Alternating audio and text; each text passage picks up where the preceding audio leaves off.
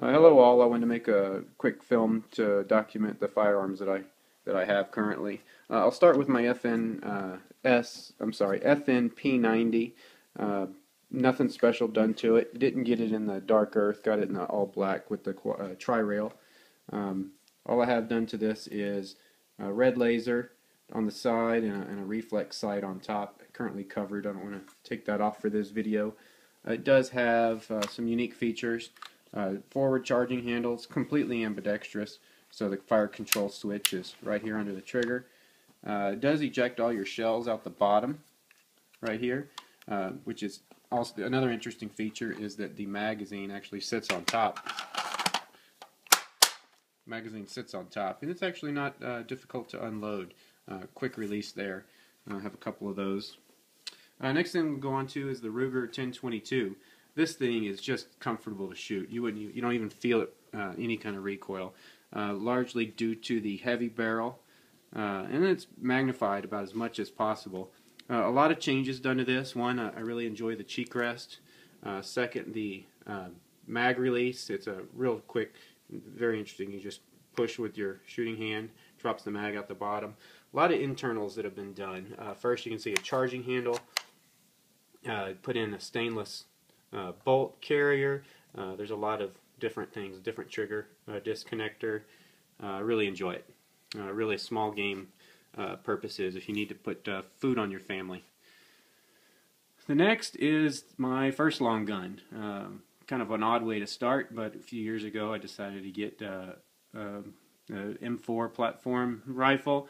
It's the Stag 15 M4 with a front sight built in. I did go through a bunch of optics, but ultimately just landed on. I enjoy shooting this open sights or iron sights.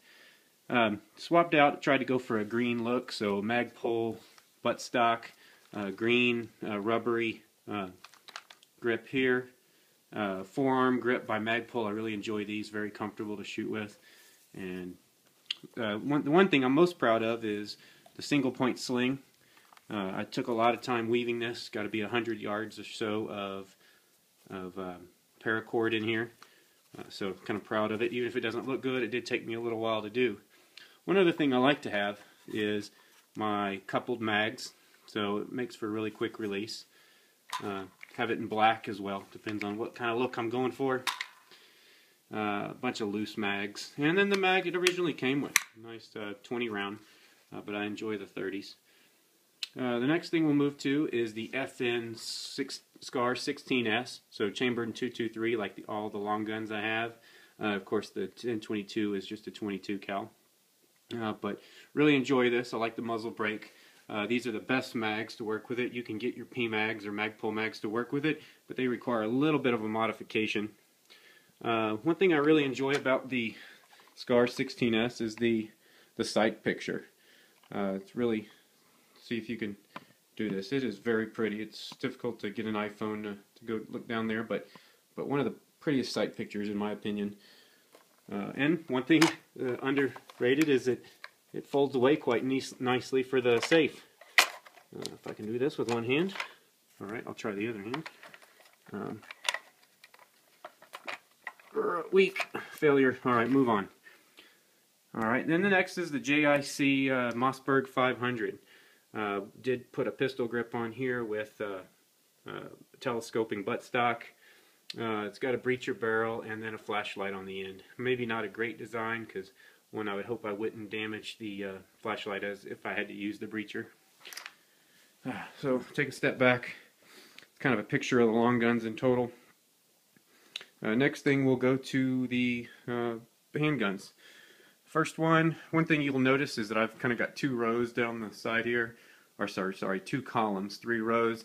They're columned by caliber. This is I only carry 2 calibers, 9mm down the right hand side and 45 up the left. Start with what used to be my everyday carry, my Glock 21. 13 round mag capacity. I've done about everything possible to the inside. Different disconnector, different recoil spring, what do you call the part inside the recoil spring? I already mentioned disconnectors, match grade everything.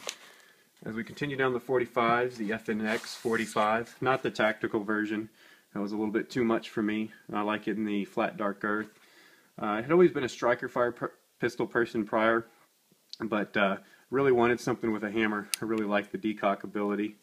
So you can carry all kinds of ways. You can carry cocked, locked, and ready to rock, obviously. You can carry chambered decocked, chambered safety decocked, all kinds of options. Last in the 45 is the Kimber. The Kimber Custom 2. Enjoy it. It's got the Crimson Trace built into the grip. I won't flick it on, but you would flip it on here, and then there's a little rubber touch point in the front of your grip, so as you are aiming, it will activate the laser. Go back to the top and talk Glock, or top 9mm. First is the Glock 17, actually 17C. You can see the ports for the compensation there. All the same internal modifications. I used to have a regular 17, but got broken into, it got stolen. Hopefully that firearm has not been used in a crime somewhere. I did document it with the police, if you're curious. But that's the 17C. Next is the little brother to the FNX 45. It's the FNX 9. Same features. I just wanted to have a non-striker fire 9mm for carry. It's the only one I have in this two-tone look, so that was a little different for me. And then last is the most unique pistol I probably have. It's the Steyr M9A1. I really enjoy this pistol, designed by the same people who made Glock. It is also striker fire. But first, it's got a very unique sight picture, trapezoidal sights.